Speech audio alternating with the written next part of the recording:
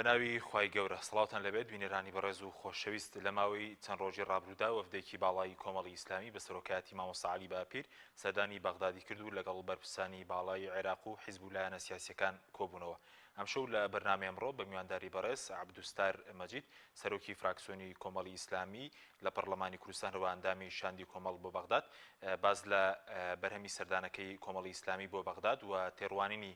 کۆمەڵی ئیسلامی بۆ پەیوەندیەکانی هەرێم و بەغداد دەکەین. کاک عەبدوستار بەخێر بێن، سوپاس بۆ ئامادەبوونتان. سلامەت یاخۆ سوپاس بێ. زۆر سوپاس. ئەگەر سەرەتا لەوە دەست پێ بکەین بە دیاریکراوی ئامانجی سەردانی وەفدی باڵای کۆمەڵی ئیسلامی بۆ عێراق چی بوو؟ منای خۆی بەخشندە میهرەبان، سەلام و ڕەحمەت و بەرەکەتی خوای گەورە بەسەر مولای دابڕژێ و خۆشحاڵین جارێکی کە بە خزمەت بینەران و گوێگرانی پەیام دەگەینەوە. یاخۆ هەموو لە ساو و سەرفراز بن. سوپاس دەکەین. وەڵا وەفدەکەی کۆمەڵی ئیسلامی دەتوانم بڵێم ئامانجی سەرەکی بریتی بوو لە تند و تۆڵکردنەوە و نوێکردنەوەی پەیوەندیەکانی کۆمەڵی ئیسلامی لەگەڵ دامەزراوە فەرمیەکانی کۆماری عێراق و حیزب و لایەن و پێکهاتەکانی عێراق کە کۆمەڵی ئیسلامی پەیوەندیەکانی تەنها لە سەر ئاستی هەرێمی کوردستان نییە و پەیوەندیەکانی کۆمەڵی ئیسلامی بەتایبەت پەیوەندە سیاسیەکانمان لەسەر ئاستی هەمووی عێراقەوە لە عێراقیش کۆمەڵی ئیسلامی پێگەی تایبەتی خۆی و قورسایی خۆی هەیە. بۆیە زەرور بوو وەفدێکی باڵای کۆمەڵی ئیسلامی بە سەرۆکایەتی مامۆستا عەلی باپیر سەردانی بەغدا بکاوە لە نزیکەوە هەم پەیوەندیەکانمان نوێ بکەینەوە و هەم پەیوەندیەکانیش تند و تۆڵ بکەین. تەمام وێڕای ئەوە دیارە ئێمە کۆمەڵێک پرس و بابەت کە پەیوەندی بە هەرێمی کوردستان و گەلی کوردستانەوە هەیە بەگشتی بە عێراقەوە و ئەو مافانەی کە هەرێمی کوردستان و هاوڵاتیانی هەرێمی کوردستان هیان لە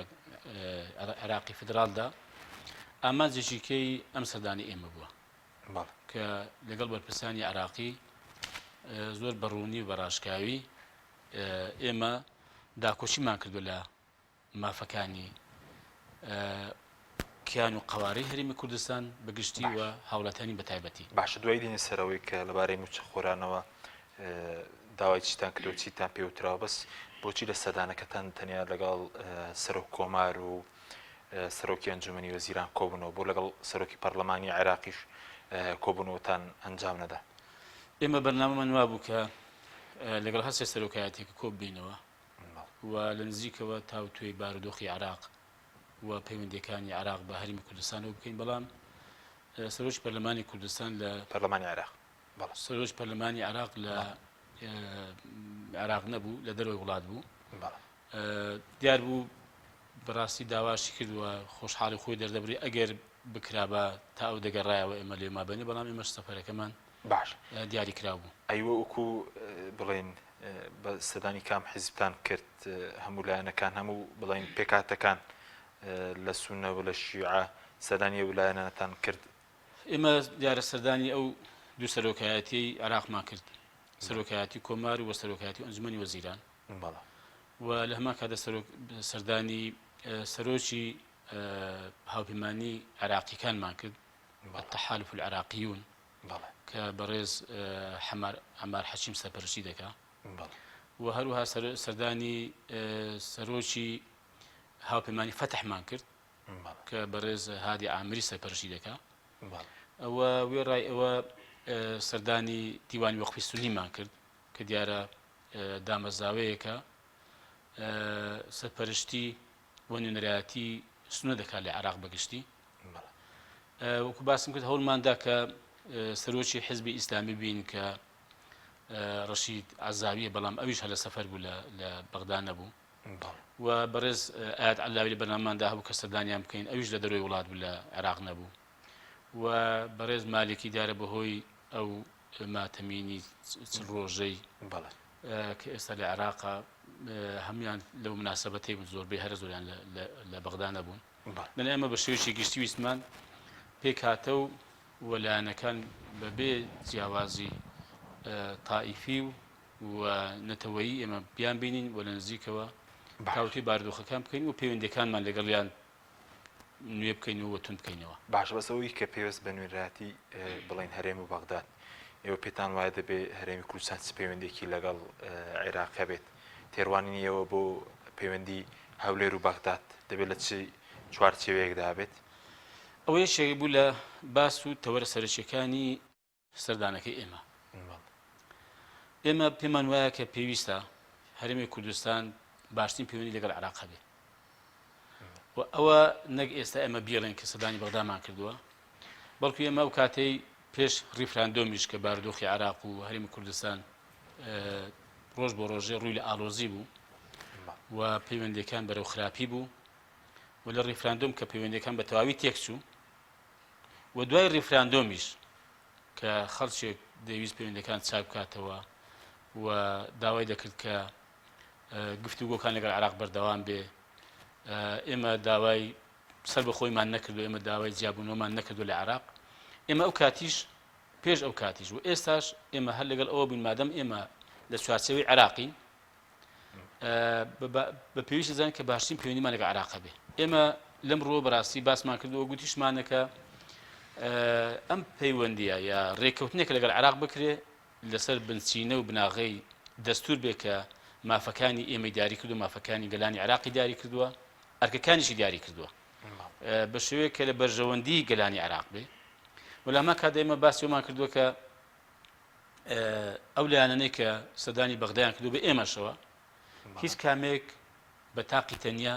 نوێنەرایەتی هەرێمی کوردستان ناکە یعنی حتا بە حکومەتی هەرێمی کوردستانیشەوە چونکە عێراقیش ئەوە باش دەزانێ و ئێمەش ئەو قەناعەتەمان هەیە کە ئێستا هەیئەتێک نییە کە ینی نوێنەرایەتێکی ڕاستەقینەی کورد بکە لە بەغدا هەموو لایەن و پێکاتەکان کۆ بکاتەوە هەرێکی بە قەدەرە خۆی با قسەی خۆی هەبێ بە قەدەر پشتیوانی خەڵک لەو پێکاتەیە لەو قەوارەیە بە قسەی خۆی هەبێ بۆی ئێمە لەگەڵ ئەوەی کە عێراق دەبێت تەماشای هەموو لایەنەکان بکە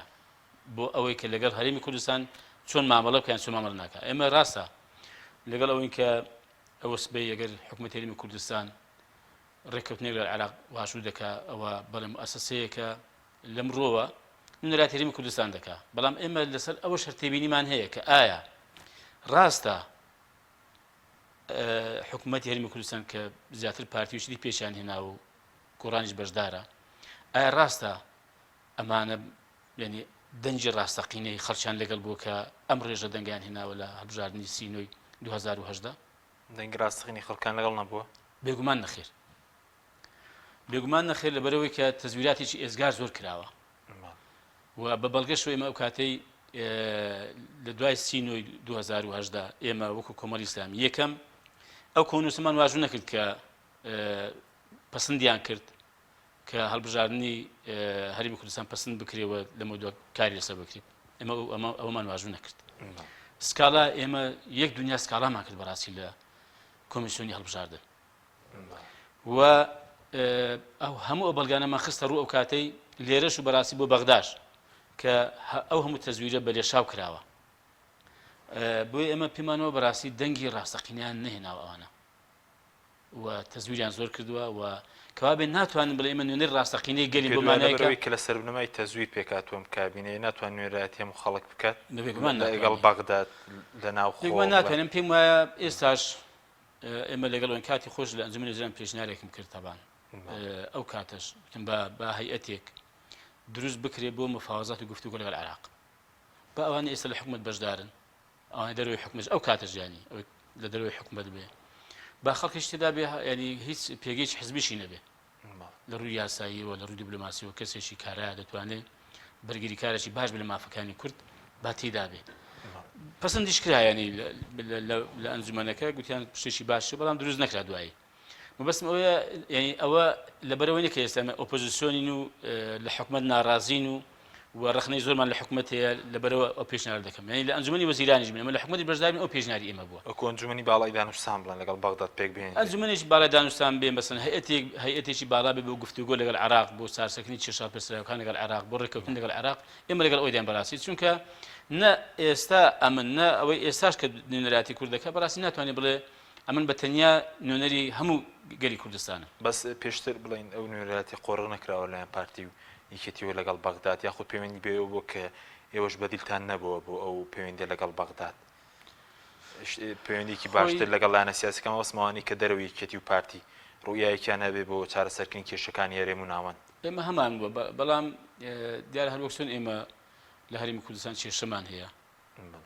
لەسەرەوەی کە چێ نوێنەراتی ڕاستەقینەی دەتوانێت هەرێمی کوردستان بکە لە عێراقش ئەو کێشەی هەیە هێندێکیان پێیان وایە پارتی بناسن وەک نوێنەری هەرێمی کوردستان هێندێکیان پێیان وایە نەخێر یەکێتی باشتر لەوەی کە تەعامل لەگەڵ بکرێت هێندێکیان پێیان وایە ئەم دوانە هێندێکیشان بەڕاستیەوە کە ئەمە گوێمان لێ بوون ئەوانیش هەمان ئەو قەناعەتی ئێمان هەیە پێیان وایە ئەمڕۆ لە عێراق نە سوننا کەسێکی هەیە یا پێکهاتەیەکی هەیە نوێنەراتی هەموو سوننە بکە نە شیعە کەسێکی هەیە دوو کەسی هەبێ نوێنەراتی هەموو شیعە بکە و نە کوردیش بەڕاستی کەسێک و دوو کەسی یا حزبێک و دوو حزبی هەیە کە نوێنەراتی هەموو کورد بکە بۆیە ئەمانە بەڕاستی پێویست دەکات کە گفتوگۆکان فراوانتر بێ ئەگەر بمانێ بە چارەسەریی ڕاستەقینە بگەین لە عێراق و بە پرۆژەیە بگەین کە چارەسەری کێشەی ینی گەلان و پێکهاتەکانی عێراق بە شێوەیەکی گشتە باشە بەس ڕەنگە لایەن دەستەڵەشی بڵێ ئێمە لە ڕووی کورسیەوە جیاوازیمان زۆرە ئێوە بە حەوت کورسی نوێنەراتی خەڵک دەکەن یاخود حەجمی پێتان وایە حەجمی ڕاستەقینەی خۆتان نییە چ بۆ نوێنەراتیکردنی خەڵک لەگەڵ عێراق چ بۆ نوێنەراتی خەڵک لە پەرلەمانی کوردستان وڵاهی ڕاستە ئێمە حەوت کورسیمان هەیە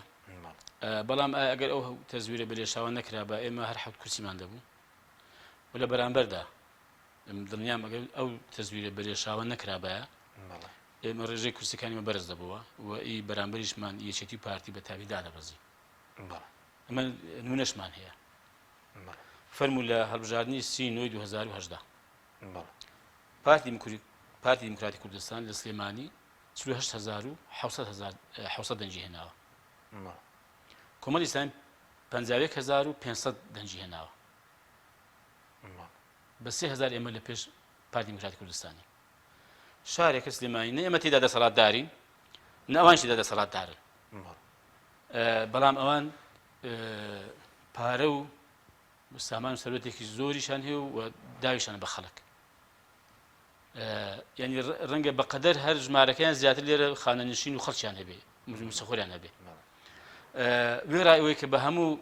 پاڵپشتێکی ئەو دام و دەستگار فەرمانێکە بەدەستیانەوەیە بە پەرلەمان و بە حکوومەت و بە سەرۆکایەتی هەرێم پاڵپشتی خەڵکی خۆیان کردو ئێمە ئەوشمان نەبووە ینی ئایا یەکێتیش لە هەولێر شتێک لە ئێمە زیاتر هێناوە ئایا ئەمە پێوەەر نییە بۆ ئەمە پێوەەر نەبێ چکە یەکێتی لە هەولێر دەسەڵاتی پارتی نییە نەیتوانێت تەزویر بکات بەم شێوەیە مەگەر لێرە کردبێت یا ئەگە بە ڕێکەوتن بیکەن بۆیە کا حەشیمە کە دەڵێم ئەنی نوێنەراتی ڕاستەقینەی ناتوان گەلی کوردستان بکەن ینی ئەوە نمونەیە بەڕاستی پێمە ئەوە پێوەرە باش ئەوە بۆ هەمانە بەڕاستیانی ئەمیش ناتوان بە تەنیا بڵم نەخێرمە نەشمان گوتوە وا دەکەین ئێمە گوتمانە با فەرمونون هەیەتێکە بێ با بەسەن کاکە بەرنامەیەکە بێ بین لەسەر ڕێکین کەمە چۆن گفتوگۆی عێراق بکەین لەگەڵ ئەوەشدا هەمیشە گوتوشمانە ڕاست ئێمە دامان بە هەڵبژاردنەکەی دانەهێناوە ڕاست ئێمە پێمانانی ئەوانە ینی نوێنەراتی ڕاستەقینەی گەلی کوردستان بکەن بەڵام لەگەڵ ئەوەشدا کرد کاتێک وەفتی دانوستانکاری حکوومەت هەرێم چۆ لەگەڵ باغدا کۆبووتەوە کە باسی هەندێک وردەکاریان کردو ئێمە لەوەی کە پەیوەندی بە مافەکانی گەلی کوردەوە هەبێ چ لە دەستور چەسپێنراوە چی ئەو مافانەی کە پەیوەندی بە شایستە داراییەکانی هەرێمی کوردستان و هاوڵاتیان هەرێمی کوردستان هێمە پشتگیریمان کردوون ئێمە هەمان قسەمان کردوتەوە لە بەغدا یعنی ئێستاش ئێمە پشتگیری هەر ڕێکەوتنێک دەکەین کە مافەکانی کورد بەدەستبێنێک کە لە دەستوردا باس کراوە و ئەو مافانەی کە هاوڵاتیان هەرێمی کوردستان هەیەیانە کە بە پێی دەستور ینی پێیان درراوە دابینی بکەن ئێمە پشتگیریان دەکەین ئێمە هەمان قسەمان کردو بەڕاستی لە بەغدا یعنی ئەگەر ئێمە لەگەڵیشان تەبان دەبین ئۆپۆزیسیۆنیش بین بەڵام ئێمە لە بەغدا ئۆپۆزیسیۆنی ئێرە نین ئێمە لە بەغدا کە چوین و هەمیشە کە دوونە نەرمان لەوێن دەرە داکۆچی کرابێ ئێمە هەمیشە داکۆچی لە ئەو کیان و قوارێک کە لێرانە هەیە دروست بووە ئێمە پارێزەری و دیفاعی دەکەین باشە لەبەرەوەی بەس دژایەتی گەندەڵیانی بەرپرسانی کوشتان کردووە لە بەغدا ئەمە بادێکی زیاکەینەوە کاک حەچیم لێرەش و لە بەغداش ئێمە لە هەر شوێنێک گەندەڵی هەبێ دژینی دژی ستەمین دژی گەندەڵین دژی قۆڕەخکارین بەڵام دژی کیان و قەوارەی کوردستان نین یعنی جاری وا هەیە بۆ چاواشەکاری و خەڵک بەهرەدابردن دەڵێن ئەوانە دەیانەوێ کیان و قەوارەی کورد بڕوخێ نەمێنێ چێ وای گوتەوە من حەزەکەم بزانم کاوە لە ئەدەبیات و لە سیاسەتی کۆمەڵی ئیسلامی لەکوێ هەیە ئێمە ئاسڵەن باشە بەڵام ئەوان ڕەخنەگرتنی لە دەستەڵات یەکسان دەکەن بە قەوارەی هەرێم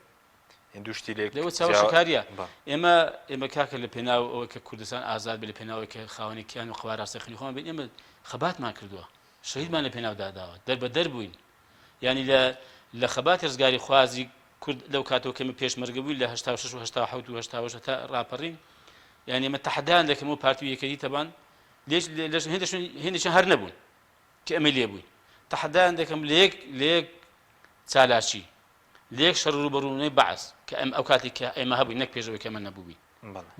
بە بیسەلمێن با بیڵێن بڵێن ئێوە لە دوای ئێمە بوون بەلایانی کەم لە پێشانەوە بووین لەگەڵەوان بووین ئێمە چۆن کیان و قەوارەیە کە بخوێن ئازاد کرابێ و دروست کرابێ ئێمە ئێستا دەمێ بڕوخەیان نابێ ڕەخنەگرتن و وەستان دژی گەندەڵی و دژی قۆڕخکاری و دژی ستەم بە ڕووخاندن و نەهێشتنی کیان و قەوارەی کورد لێک بدرێتەوە چاواشەکاریە گەندەڵکار دژی قەوارەی هەرێمە لەگەڵ بەڵام پێم ئەوەندەی کە ڕاستەکەی ئەوەندەی کە بە گەندەڵی و بە ستەم و بە قۆڕخکاری کیان و قەوارە دەکەوێتە لە قەلەق و هەڵدەوەشێتەوە بەخوا کاکە بە ڕەخنە لێگرتن و بە بەدڵسۆزی بە خەمخۆری هەڵناوەشێتەوە باش ئەوەی کە پێویست بە بڵین کێشەی موچە کە دەمێکە لە نێوان هەرێم بەغداد هەیە لەو سەردانەی خۆتانەوە کۆفدی باڵای کۆمەڵی ئیسلامی داوای چیتان کرد هیچ ئەنجامێکە بوو لەبارەی شای سەردارایەکانی موچەخۆران ئێمە یەکێک لەو بابەتانێک کە باسمان کردووە بەڕاستی بە گرنگیشەوە باسمان کرد ئەو بەڕەبوزیە بوو کە عێراق دەینێرێ بۆ هەرێمی کوردستان 320 میلیارد ئەوان لەگەڵەوەی کە تێبینیان هەبوو لەسەر لیستی موچەخۆرانی هەرێمی کوردستان و لەسەر گەندەڵیم و لەسەر نەبوونی شەفافێت لە دارایی و داهاتی هەرێمی کوردستان بەڵام ئێمە هەر داکۆشیمان کردومان ئەم پارەیە پەیوەندی بە خەڵکەوە هەیە ڕاستە خراپ بەکارهێنانی دەسەڵاتی لە هەرێمی کوردستان و خراپ خەرجکردنی و دەڕووی سامان و داراییەوە هەیە لە هەرێمی کوردستان بەڵام لەگەڵ ئەوەشدا بەڕاستی ئەوە کراوەتە بیانوو کە عێراق لەبەرەوەی ئەو بەرەپارێنە نادەبووی موسە دابەش ناکرێت کەمە پێشمان وای جاری کەس گوتومانە لە پەرلەمانی کوردستان کە ئێمە پێمان وایە داهاتی هەرێمی کوردستان ئەگەر بە شێوەیەکی ڕێکوپێک کۆ بکرێتەوە بە شێوەیەکی دادگەر دابەش بکرێت هەر ئەوەی کە لە هەرێمی کوردستانە لە داهاتی ناوخۆ لە داهاتی نەوت و لە داهاتی خاڵە سنوورەکان بەشی موچە و بوزەی هەرێمی کوردستان دەکات ئێمە داکۆشیمان کرد بەڕاستی لەوە دیارە ئەوانیش ئێمە مافی ئەومان هەیە بە دوواداچوون بکەین و مافی ئەومان هەیە وردبینی لە لیستی موچەخۆرانیش بکەین من ئەو مافانەتان هەیە بەڵام ئەم بەرەپارە با خەرج بکرێ لەبەرەوەی کە وەزعی موچەخۆران هەرێمی کوردستان لە وەزعێکی زۆر خراپدایە بەڵێن وڵای گوتیان ئێمە بەم زوانە لەگەڵ ئەوەی کە تێبینیمان هەیە و حەقی بە دوواداچوون و وردبینیمان هەیە ئێمە هەوڵ دێن بەم زوانە ئەم بەرەپارەی بنێرین بەڵام لەگەڵ ئەوەشدان پێم وایە ئەگەر ئەمە بەردەوامیش بێ یعنی ئەو بەرەپارەیە بژنێردرێ ئەم پێم وایە تا ساڵی 2021 سەرەتای 2021 دەبێت ئەگەر هەرێمی کوردستان لەگەڵ حکومەتی ناوەند لەسەر داهات و لەسەر چۆنیەتی پەیوەندی هەرێمی کوردستان بە حکومەتی فدرالیەوە ڕێک نەکەوێ ئەم پێم وایە دوای 2021 واتە یەکێکی 2021 عێراق بڕوان ناکەم ئەم بەرەپارە بنێرێ لەبارەی چی وەڕێکەوە لەبارەی نێو توخاڵە سنووریەکان یاخود پێش پابەند نەبووە هەرێم بەرەکەوتنەکان ئێمە لەوێش باسمان کرد ئێستا دوو پاهی دەکەینەوە کە کێشەی هەرێمی کوردستان و حکومەتی ناوەند تەنها بودجە نیە زۆر بابەتی کە هەیە کە کێشەی هەڵپەسێدراوە لەگەڵ حکومەتی ناوەند بە تایبەتیش مادەی 130 لە کێشە گەورەکانی نێوان هەرێمی کوردستان و عێراق کە ئێمە هەمیشە داوامان کرد بە پێی دەستور کە چارەسەری بۆ دانرا ئەم کێشەی چارەسەر بکرێ ناوچە دابڕێنراوەکانی هەرێمی کوردستان کێشەی کەشمان زۆر لەگەڵ عێراق مەبەستم ئەوەیە هەموو کێشەکان لە عێراقنی بەڵام بەشی کێشەکان و چارەسەرەکانی لە عێراقا بۆفی دانوستان کار ئەم پێم وایە دەبێت پابەندی خۆی بە تایبەتی کە لە ڕووی نەبوونی شەفافیەتەوە لە داهات و لە خەرجی لە هەرمی کوردستان دەبێت لە بەردەستی عێراق زۆر ڕوون واضح بێ و ئەو پابەندی کە عێراق داوای دەکات لە هەرمی کوردستان کە 250,000 بەرمیل و ئەگەر نیوەی داهاتی خاڵە سنوورەکان دەبێت هەرێم زۆر بە شەفافی زۆر بە ڕوونی ڕادەسی عێراقی بکە ئەگەر دەیەوێت لەگە عێراق ڕێکەوی عێراقیش ئەو پوزێکی دیاری کراوە یا بەشکم هەوڵ بدرێت زیاد بکرێ بۆ هەرمی کوردستانی بنێرێ بۆیە دەبێت ئەم ڕێکەوتن ئەم پێم وایە نەکرد لە نێوان پارتی و یەکێتی و عێراق بێ ئەم پێم وایە دەبێت بۆ ڕای گشتی ڕوون بکرێتەوە ینی خۆی ئێستا نەکرد عێراق یعنی ئێمە ئێستا پەرلەمانی کوردستان دەزانین داهاتی عێراق چەندە؟ داهاتی کوردستانیان عێراق داهاتی کوردستان چەندە؟ ینی سەرۆکایەتی پەرلەمان دەزانێت داهاتی هەرمی کوردستان چەندە؟ داهاتی نەوتمان چەندە؟ نازانن ئەمە نازانم ینی ئایا وەزیری بەڕێزەکان دەزانن؟ بایەشیشان فەرمووە ڕەنگە بیبیستنەوە یا بیبینەوە دوایی بایەشیان بێ بڕکاکە داهاتی هەرمی کوردستان ئەوەندەیە و خەرجەکەشی ئەوەیە داهاتی نەوتمان ئەوەندەیە خاڵە سنوورەکان ئەوەندەیە داهاتی ناوخۆمان ئەوەندەیە بە حەزەکەم باڕوونیکەنەوە یەخۆ نەدەبوو کاکە تا ئێستا ینی ئەم حکوومەتی هەرێما ئەمە داواشمان لێکردمە کاکە دینارێکیش بە پێویستە حکوومەتی هەرێمی کوردستان پرۆژە یاسای بودجێ هەبێ مانجی دا هەموو ساڵی پێویستە پرۆژە یاسای بودجە حاضر کە بداتە دەست پەرلەمان بۆی تاوتی بکە بزانین داخوا ئەم داهاتە چەندە و حکوومەت دەبێت چۆنی خەرج بکە موچە چەندە بودجە چەندە یعنی چۆن خەرج کراوە بۆیە کاتێک ئێمە کە دەڵێین ئەو لێبڕنی سەدا 21 نایاسایی ئەمە نایاسایەکەی ینی حکوومەتی هەرێم پارەی نەبووە یخۆ پارەی هەر هەبووە ئەی بۆ 9 میلیاری بۆ ئاکرێ سەرف دەکات 10 میلیاری بۆ ئەڵەبزە سەرف دەکات 5 میلیاری بۆی خەرج دەکات لەچی خەرج دەکات باش نابێم خەرجیان ئەساسیی قانونی هەبێ موسە کەم دەکەیەوە موسە بە یاسا دانراوە دەبێت بە یاسا کەم بکرێتەوە دوو دەسەڵاتی وتەیە کە موسە کەم بکەیەوە بەچ دەسەڵاتی کەمی دەکەیەوە ینی حکوومەت پێویستە بەڕاستی ینی ئەمانە بۆ ڕای گشتی ڕوون کاتەوە شەفاف بێ ئێنجا دیارە لە عێراقیش بەڕاستی ئەو گلێ و دایم کاکەمە ناکرێ هەرێمی کوردستان وەک بانک تەماشای عێراق بکە هەر کاتێک پێویستی پارە ڕاکێشێ و بەڵام نە پارەی دابنێ و نە داهاتشی لە بانک دابنێ باشە بەس ئەوەی کە پێویست بە پاکردنەوەی لیستی موچە بێ یعنی ئەگەرنیێت کە بێ ناتوانرێت لە ماوەی ساڵێکدا لیستی موچەی فەرمانبەران ڕێک بکرێت و چ لە سەراسی هەرێمی کوردستان بۆ شەفافیەت هەبێت چێ بۆ ڕێکەوتنیش لەگەڵ عێراق لیستی موچە پاک بکرێتەوە و موچەخۆری ڕاستەقینەی چیتر نەبێتە قوربانی ئەوە لە لای عێراق دانی پێداهێنراوە نزیکەی 650,000 موچەخۆر لە هەرێمی کوردستان بەڵێ ڕابردوودا کە لەسەر ئەساسە عێراق پارەیدا و موچەیشی ناردووە کاتی خۆی بەڵێ ئێستا ئەم بڕە زۆر زیاترە ئەوان پرسیاری دەکەن و دەشزانن تەبەن کە ئایا چەند موچەخۆر لە هەرێمی کوردستان ملیۆنی 250,000 موچەخۆری لە هەرێمی کوردستان بەڵێ بەڵام لیستێکی ڕاستەقینە و پاکمان نییەوە نەخێر ئینجا عێراق دەڵێ کاکە ئەوە بەڕێژە نزیکەی 3 بەرامبەر موچەخۆرانی عێراقامە ئەگەر ینی هەرێمی کوردستان بیوێ لیستێکی پاکراوە بنێرە دەبێت دەوی باشە فەرموو ینی نزیکەی 500,000 کەس زیاد دەبێ بەلانی کەم یعنی عێراق دانیش بدابێت کاکە با 700,000 بێ بوون 100,000 کەس بخەینە سەری یا 50,000 بخەینە سەری دەبێت هەرێمی کوردستان ئەوەی دیکە لاب بە بۆیە بەڕاستی ئەمە کێشەیەکە تەبان ینی کاتێک کە پرۆژە یاسای چاکسازی یەکێک لە داواکاریەکانی ئەوە بوو کە کاکە فەرموون چەند موسەی خانەنیشی نایاسایی هەیە فەرمون لای بن پاشکەنەوە چەندەها موسەی نایاسایی 2 موسە و 3 موسەی نایاساییمان هەیە فەرمون پاشکەنەوە چەندەها بندیوارمان هەیە کە هەردەوام ناکو پارەی وەردەگرێ ینی بەڕاستی ئەوەی کە لە هەرێمی کوردستان هەیە بە تایبەتی لە لیستی موسەدا کارەساتە ینی ئێستا دەپرسم فەرموو کاکە ئەوە چەند مانگ بەسەر پەسەندکردنی پرۆژە یاسای چاکسازی تێدەپەڕێەوە ئەم مۆڵەتەش کە بۆ دانرابوو کە لەو ماوەیەدا حکوومەت هەرێمی کوردستان کارنامەی پێ دەربکە و ڕێنمایی دەربکە بۆ جێبەجێکردنی دەفەرموود ئەمن دەپرسم ینی ئێستا هەر دەڵێن کاکە ئێمە راپۆرتێکی ور دەنێرین دەربارەی ئەو بابەتە بۆ پەرلەمانی کوردستان ئەم راپۆرتە تا ئێستا نەگەیشتووە کاکە چەند موسەی نایاسایی لە ڕووی خانەنشین یا 2 موسە و 3 موسەی نایاسایی ئەوەی کە موسەی یاسایی هەیە مەسەڵەن 2 موسەی یاسایی هەیە بەڵێ وەکو کە سوکاری شەید وەڵێ ئابڵێ هەیە بەڵام زۆریشمان هەیە نایاساییە ئایا چەندی بردراوە چەند بندیوار فەسڵ کراوە نەتیجەی نێبووە تا ئێستا کاکە چەند بەرپرس هەیە ینی بەدەیەها نزیکەی 150 کەس پاسەوانی هەیە خزمەتی ڤێلا و باخەکانی دەکات کاکە زانام حکومەتی هەرێمی کوردستان بۆ ئەمانە چی کردووە ینی من بەڕاستی ینی لەو ڕۆ بە حەقیقەت من گەشتبین نیم کە هەرێمی کوردستان بتوانێت عێراق بگاتە ئەنجام عێراق کە داوا بکە بڵێ لیستێکی پاک کراوەم بدێ موسەخۆرانی هەرێمی کوردستان یان دەبێ ئەوانی کەم و فەسڵکە یا عێراق دەڵێ من ناتوان ئەو پابەندی جێبەجێکە باش ئەی سەبارەت بە مەسەلەی گەنمی جوتیاران هیچ دەنگ و باسێک هەبوو بەڕێز بە حکومەت کە سەرۆکی لیژنەی کشت و کاڵیشی هیچ داواکارێکە هەبوو لە سەرۆکوەزیرانی عێراق تایبەت بە گەنمی جوتیاران ئەو قەرزەی کە لەسەر عێراقە بەڵام ئەم بابەتە هەم لەگەڵ بەڕێز سەرۆکوماری عێراقمان باس کرد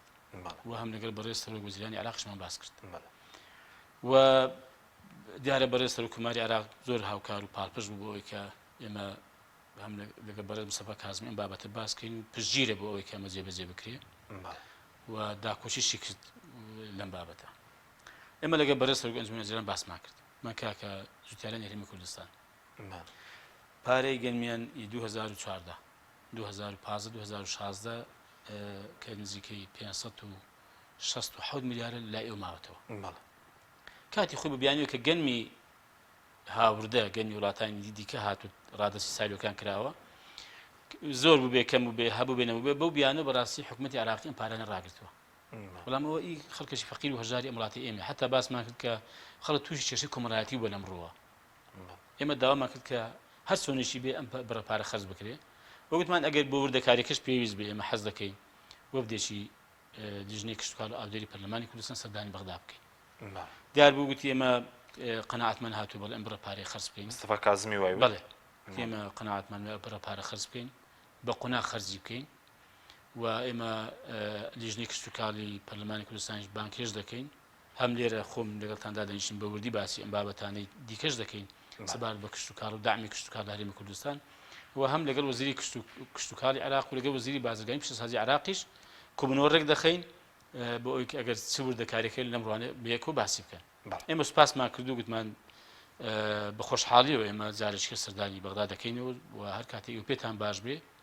و بانکێشمان بکەن ئێمە ئامادەین بۆ لەم ڕۆ ئومێد دەکەم کە ئینشاڵڵا ئەم بڕە پارەیە هەر وەکو خۆی باسی بێت بە قۆناغیش بێ ینی خەرج بکرێت چونکە هەر باشتر لەوەی کە تا ئێستا هیچ خەرج نەکراوە سوپاس دەکەم بەڵێ بینێرانی بەڕێز ناوبڕێکی کورت و دەگەڕین وڵاتە تۆپ ئارت تاکە بریکاری تۆڕی میدیایی کۆمەڵ بۆ دروستکردن و بڵاوکردنەوەی ڕێکلام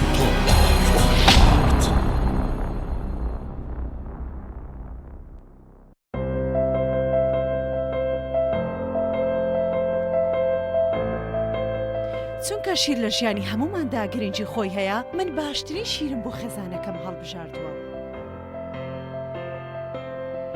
هەموو کات شیری ئاڵتونسا بە منداڵەکانم دەدەم بۆ ئەوەی مێشتێکی چالاک و داهێنەرانەی هەبێت من بە شیری ئاڵتونسا کێک و شیرینی دروست دەکەم شیری ئاڵتونسا ڕۆڵێکی گرنگی لە خێزانی ئێمەدا هەیە 100% سروشتی تامێکی نایە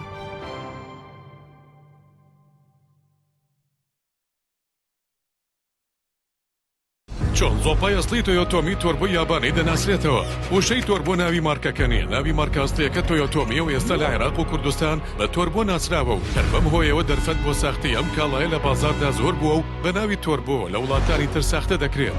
بۆیە پێتان ڕادەگەیەنین کە تەنها وشەی تۆیۆتۆمی مارکە ئەسڵیەکەیە گەرانتی 3 ساڵی لەگەڵدایە بە تەنها زۆپای تۆیۆتۆمی فتیلەکەی سیاڵقی هەیە کە بەشی 3 ساڵ دەکات زۆپای تۆیۆتۆمی یابانی مۆدێل RC37 ئارامی و دڵنیایی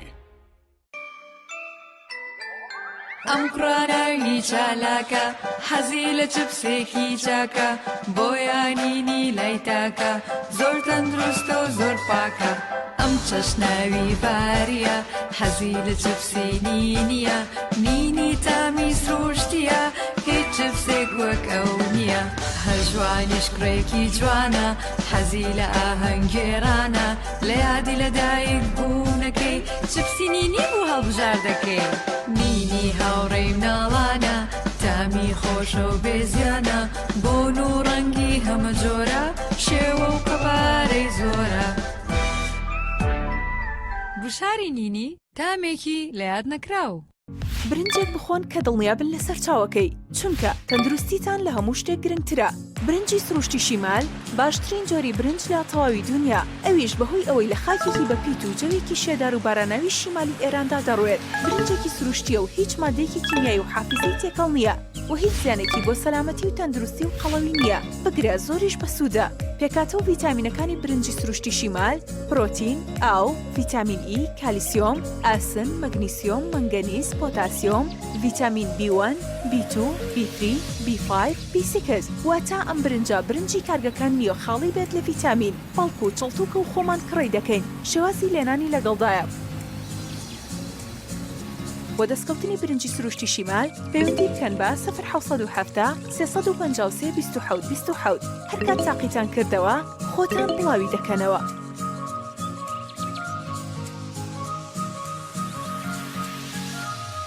تۆپ ئارت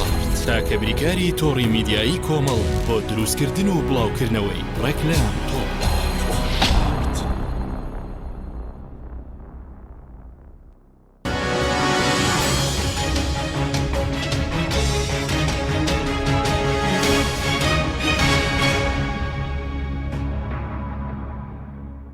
جارێکتر سڵاتان لەبێت بینێرانی بەڕێز کاگا بسەر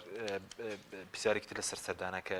ڕەنگی خەڵک بپرسێت جیاوازی و سەردانە ئێوە کە بۆ بەغداد کردووە لەگەڵ لایەنەکانی تر چییە؟ دوای دێنە سەرەوەی کە بۆ چونشتان لەبارەی هەڵبژاردننی پێشوەختە لە عێراق وڵی کاک حەشیمجان ئێمە هەمیشە ڕاشکا و ڕاستگۆیانە قسەمان بۆ خەڵک کردووە ئێمە دەتوانین بڵێم جیاوازێکی ئەو بوو کە هیچ ئامانج و ئەجندایش حزبیمان نەبوو لەو سەردانەدا ئەوەی کە هەیە بە ڕاشکایی بۆ خەڵکمان باس کردووە کە ئەو بابەتانی کە پەیوەندی بە هەموو هەرێمی کوردستانەوە هەبووە ڕاستە ئێمە وەکو کۆمەڵی ئیسلامی ئێمەش حزبێکی لە هەرێمی کوردستان لە عێراق پێگەمان هەیە باسی پەیوەندیەکانمان کردووە لەگەڵ ئەو لایەنانە باسی پەیوەندی دێرینەکانی کۆمەڵی ئیسلامیمان کردووە لەگەڵ باشە بەس زوڵمیش لە کۆمەڵی ئیسلامی نەکراوە لەو ڕۆیە کە حیزبێکە هیچ مەسەلە پۆستێکی پێ نەدرا بۆ ئیلانی کەم بتوانێت داکۆکی بکە بە تایبەتی لە دەسەڵاتی جێبەجێکردنی ئێمە دەبینی پەرلەمانتارەکان لە بەغداد داکۆکێکی باش لە مافە دەستوریەکان دەکەن بۆی لە بڵین لە دەسەڵاتی جێبەجێکردنیش داکۆکی باشتر بکەن بەداخۆ لەم ڕوان لە ڕووی پۆست و پلەوە لە عێراق تا ئێستا ئەو دوو حیزبە پارتی یەکێتی ستەمی زۆران لە لایەن پێکهاتەکانی هەرێمی کوردستان کردووە بۆ یەکێک لە قسەکانی ئێمە ئەوە بوو کە پێویستە هەر حزب لایەنی بە پێی قەبارەی خۆی بە پێی پێگەی خۆی لە عێراقدا مافی خۆیەتی کە لەو پۆست و پلانێکە بەر هەرێمی کوردستان دەکەون ئەویش پشک و بەرشی هەبێ ئێمە نەک هەلێوێتەمە لێران هەمیشە باسمان کردووە ینی کاتی خۆی مەکە لە حکومەت هەرێمی کوردستان لە کابینی هەشتم بەشداریمان کرد زانی داوای ئێمە چی بووە ئێمە لەگەڵ ئەوە بین کە بە پێی کورسی و بە پێی قەبارەی حیزبەکان بێ بابین بزانین داخوا هەر حیزبەی بە پێی خاڵ با پۆست و پلەکانی حکومەت هەرێمی کوردستان دابەش بکەین چیان بەرکەوت ئێمە ڕازین وێمە چیمان بەرکەوت ڕازین کە هەمیشە ئێمە ناڕازیش بوون لە ئەنجامی هەڵبژاردنەکان لەو تەزویراتێکە کراوە بۆ ئێمە ئەو بۆ چوون و قەناعەتانێکی ئێمە لە عێراق باسمان کرد بەڕاستی گشتی بووە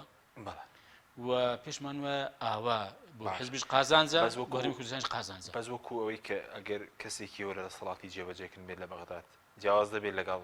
لایەنەکانی تر ئەگەر وەکو ئەگەرێک بۆ نمونە ئەگەر پۆستێکتان وەربگرتوایە دەسەڵاتی جێبەجێکردن باشتر بوو لە لایەنەکانی تر دەتوانی شتێکی باشتر بکەن بۆ هەرێمی کوردستان بەڵێ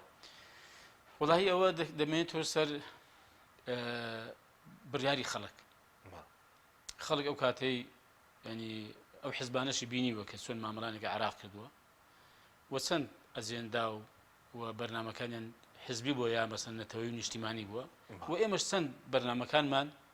نیشتیمانی نەتەوەی دەبێەوە بۆ هەموو خەڵکی هەرێمی کوردستان بووە ئەوەش خەڵک دەتوان ئەو کابینی هەشتمی حکومەت هەرێمی کوردستان بکەنە پێوەر کە وەزیرەکانی کۆمەڵی ئیسلامی ئایا چەند بە ئاراستی خزمەتکردنی گشتی کاریان کردووە و چەندیش لە خەمی بەرژەوەندی تەسکی حیزبەتی دابوون ئایا کۆمەڵی ئیسلامی بۆ کادری ئەندامەکانی خۆی هەوڵیدا کاتی خۆی یا بۆ هەموو هاوڵەتانی کوردستان هەوڵیدا دەیویست ئەگەر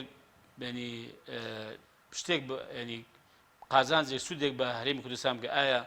زیاتر بۆ کادیرەکانی خۆ بیا بۆ هاوڵەتین هەرێمی کوردستان بووە ئەوە خەڵک دەتوانێت بەڕاستی بڕیار بدا دەتوانین بڵێم ئەوە پێوەرە و سەنجی مەحەکە بۆ ئەوەی ئەگەر سبێنێ کۆمەڵی ئیسلامی لە عێراق پێگەی و پلەیەکی هەبێ ئایا چەند خزمەت بە هەرێمی کوردستان دەکە یا خزمەت بە خەڵکو و کادیرەکانی خۆی دەکات. سوپاس دەکەم. سەبارەت بە هەڵبژاردن بڵێن وا بڕیارە هەڵبژاردننی پێشوەختە لە عێراق بەرەو بچێەوە پێشنازی مانگی حوزەیران شراوە ئێوە بۆ چونتان چیە لەسەر پەرەوەچوونی هەڵبژاردنەکە یاخۆت چی بکرێ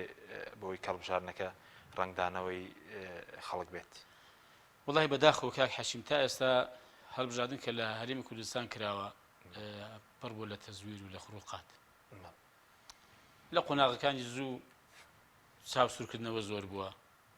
تەماوە بەرنان زۆر بووە دەنگ کردراوە لە قۆناغەکانی کۆتاییش تەزویراتی بەلێشاو کراوە ئێمە لەگەڵ بەڕێز هەم سەرۆک کۆمار هەم سەرۆک وەزیرانی عێراق لەگەڵ پێکهاتەکانی دیکە باسی ئەومان کرد کە هەوڵ بدرێ زاری ئەو یاسای هەڵبژاردن کە ئەو کاتی تێنەپەڕێنرا بوو بە شێوەیە بێ کە دادگەر بێ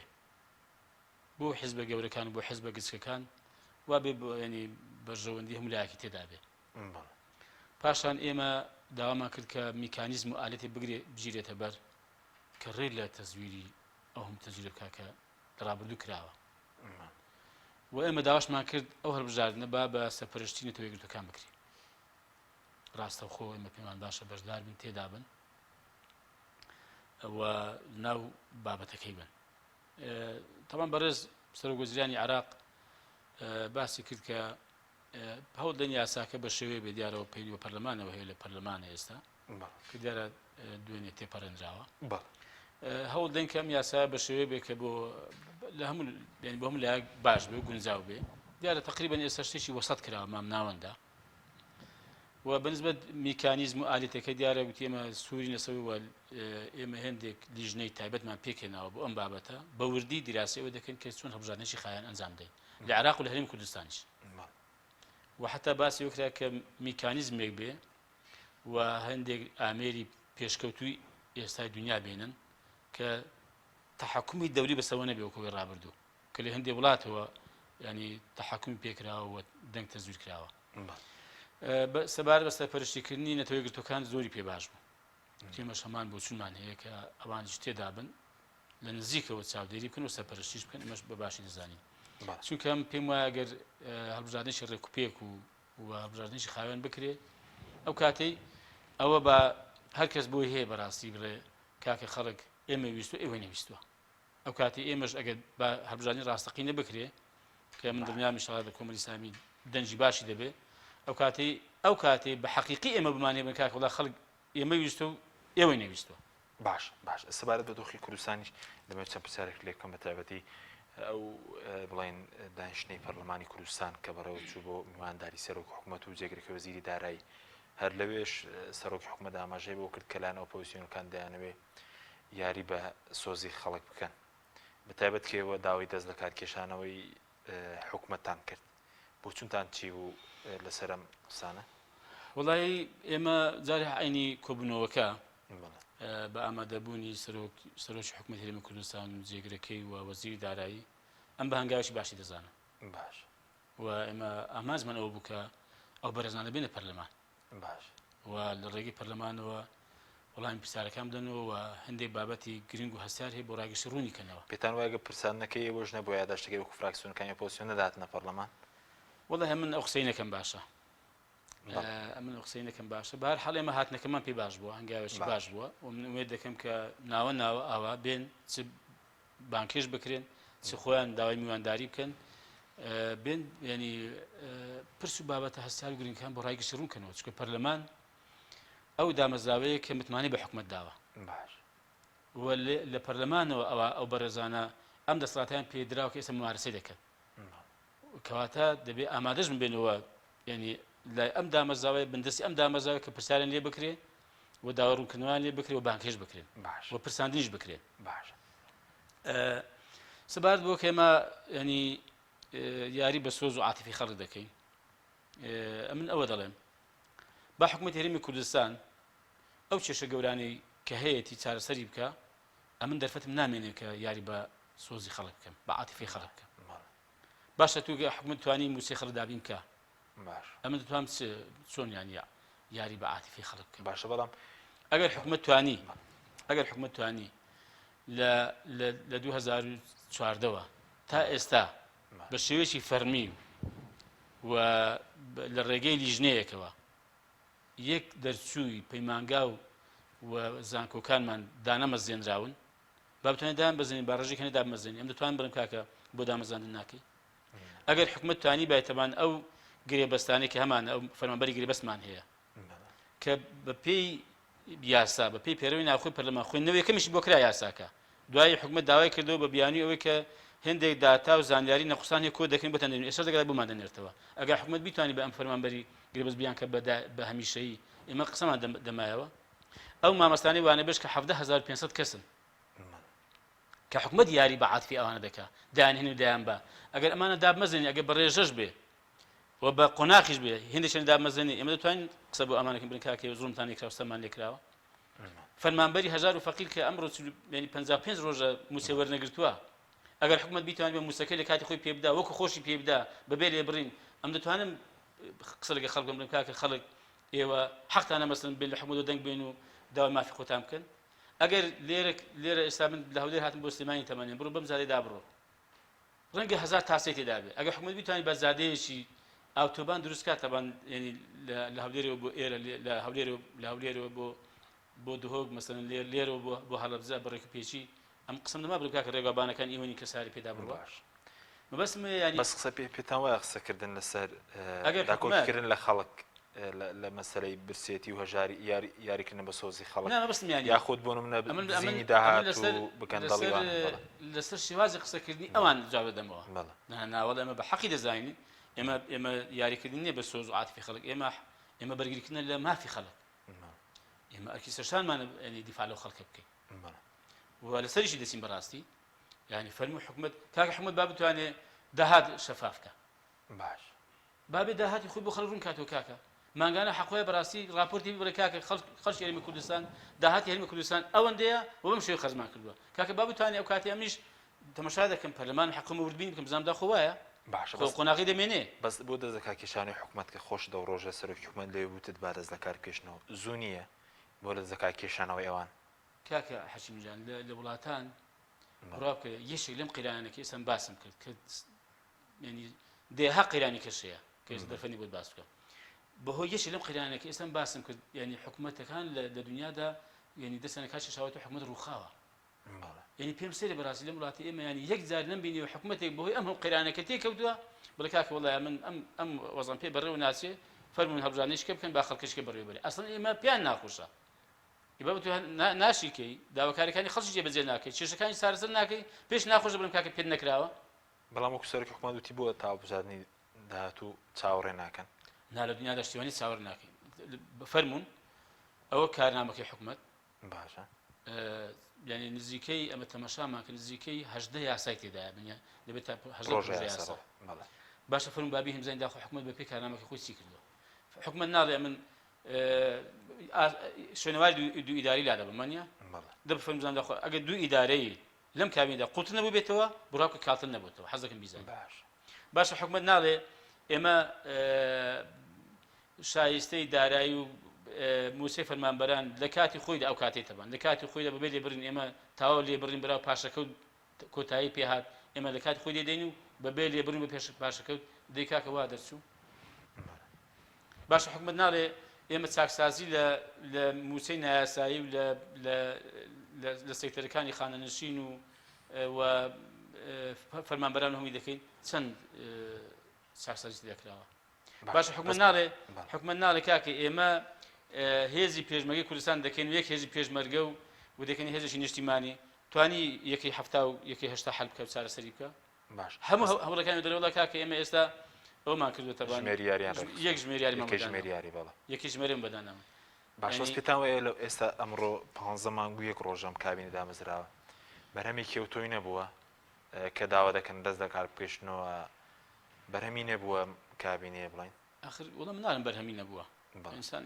ینی بە وجدان و قسە بکەم بەڵێ حکوومەت هێندێک شتیشی هەر کردووە بەڵێ ڕەنگە کە دەڵم زیادەبان بەم شێوەیە ڕەنگە هێندێک زیادەی تەواو کردووە و هێندێک کێشەشی ڕەنگە چارەسەر کردوێ بەڵام ئەمە وەکو ئۆپۆزیسیۆن بەڕاستی هیچ ئەرکم وەزیفم ئەوە نییە بەزۆ چاکسازی ڕاستەکەی بەڵێ باسی بێن باسی چاکسازی یا باسی کارە باشەکانی حکومەت ئەرکم ئەوە نییە باش حکومەت خۆ زمانی هەیە بابێ باسی کارەکانی خۆی بکات بەڵام کاتی حکومەت دەڵێ کاکە نیەکی دەڵێ کاکە تو مەسەن بۆ 50 ڕۆژە موسە نەدراوەتەوە بڵێ کاکە وەڵام موسەمان لە کاتی خۆی دابش کردو بەبێ لێبڕنی بابە خەڵک ینی خەڵک پارێکە وەردەگرێت و خەڵک دەزانێ ئێوە نییە هیچ ناکرێت بەڕاستی بەس وەکو شتی گەورە و چاکسازی و ئەوانە چی لە نەوت خاڵی سنووری لە بواری کە هیچی کراوەکو چاکسازی حەزێک بڕواکی زیادی کردووە گەندەڵی زیادی کردووە وەڵای قاساغی لە خاڵە سنووریەکان زیادی کردووە یەک کام 4 ساڵ لە حکومەتی بووم دەزانم یانی چەند دەکراو ئێستا چەند دەکرێت تەبع یعنی ئێستا بە ڕێژەیەکی زۆر بەربڵاو زۆر بە بێتامی دەکرێت داهات ئەو کاتەی ئەم چاک لە بیرمە تەبان لە ڕێگەی وەزارەتی سامان سروشتیەکانەوە و داهاتی وەزارەتی داراییشتەوە داهاتە ئەنجومەنی وەزیران داهات ینی بە راپۆرتێک تەمە بڵاو دەکرایەوە دەدرا بە وەزیرەکان دەدرا بە شوێنەکان هەرچەند دقیق نەبوو چکە بەڕاستی هێندێک ئیشکالی هەر تێدا بوو تەمەن ئەو کاتەش بۆیە من ئەو کاتەی پێشنیاری لیژنەیەکی داهاتم کرد کە سەپەرشی هەموو داهاتێرمی کوردستان بکە و بە راپۆرتێکش بۆ ڕاگەشتی ڕوونی کاتەوە مانگانە بیڕێکا کە خەڵک ئەمە داهاتێرمی کوردستان بۆ بە شێوەی خەرج کراوە بەڵام ئێستا ئەوەش نەماوە کوا داهاتی سامان سروشتەکان کوا ڕاگەاندی کە نەوت ڕەوانی دەرەوەکراوە بەسەند فرۆشراوە پارەکەی لەکوێیە کوا داهاتی خاڵ سنووریەکان لەکوێ هەیە کوا داهاتی ناوخۆمان ئەو هەموو باز و خەراجە لە خەڵک وەردەگیرێت ڕۆژ بە ڕۆژ وا زیاد دەکرێت ینی لەگەڵ ئەو هەموو قەیرانی دارایی کە هەیە لەگەڵ نەبوونی موچەش لەبەر لە نەبوونی کەسابەتیش ئینجا هەر باز و خەراج زیاد دەکرێت کوا داهاتین باز و خەراجە وەکو دوا پرسیارم زۆر بە کورتی ئێوە دووبارەتەکی لەوە دەکەنەوە حکومەتە پێویستە دەست دەکار بکێشێتەوە و سەبار بە پرسانەکەش چی لێ بەسەر بە کورتی بێ سوپاس دەکەم وڵای سەبار بە پرسانەکەیمە ئەو یادداشتمان داوەتە سەرۆکایەتی پەرلەمان و سەرۆکایەتی پەرلەمانیش ڕەوانەی سەرۆکایەتی ئەنجومەنی وەزیرانی کردووە ئێمە چاوەڕێی وەڵامی حکومەت وەڵامی سەرۆکایەتی پەرلەمان کە وەڵامان بداتەوە کە بە کوێ گەیشتووە باشە بۆ دەست دەکارکی چانەوە کە ئێمە قسەی خۆمانمان لێوێ کردووە و گوتمانێک حکومەتێک ئەمانە پێ نەکرێت تەمەن دوو بەش بوو بەشێکیان ئێمە گوتمان ئێمە ئامادەین هاوکاریتان بکەین بۆی بە جەدوەلێکی زەمەنی بوونم مانگێکتان دەوێت 2 مانگتان دەوێت 3تان دەوێت کاکە 5 مانگتان دەوێت